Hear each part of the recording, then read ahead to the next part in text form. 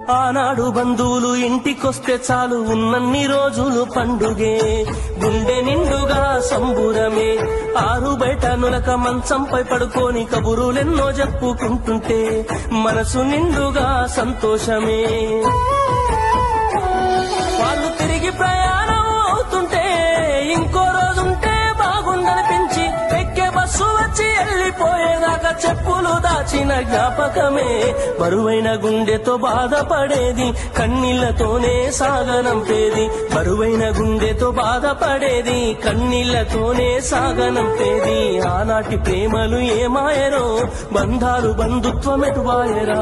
డబ్బు బంధాలే మిగిలేనురో, మనుషులే దూరమయ్యేనురా.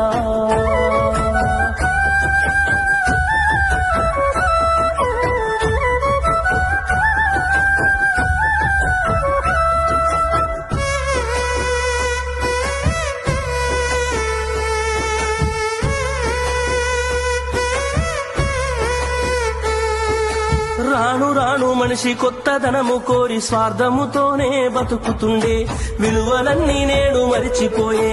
అయిన వాళ్లతో అనుబంధమంటే మొక్కుబడులుగా మారిపోయే, రక్త సంబంధాల ఉనికి మంట గలిసే.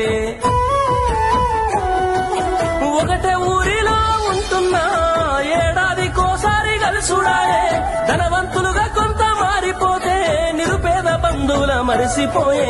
డబ్బున్న వాళ్లకు ఒక తీరు మర్యాద, నిరుపేద బంధువులకింకొక మర్యాద. డబ్బున్న వాళ్లకు ఒక తీరు మర్యాద, నిరుపేద బంధువులకింకొక మర్యాద. ఆనాటి ప్రేమలు ఏమాయరో, బంధాలు బంధుత్వమెటువాయరా. ఆనాటి ప్రేమలు ఏమాయరో, బంధాలు బంధుత్వమెటువాయరా.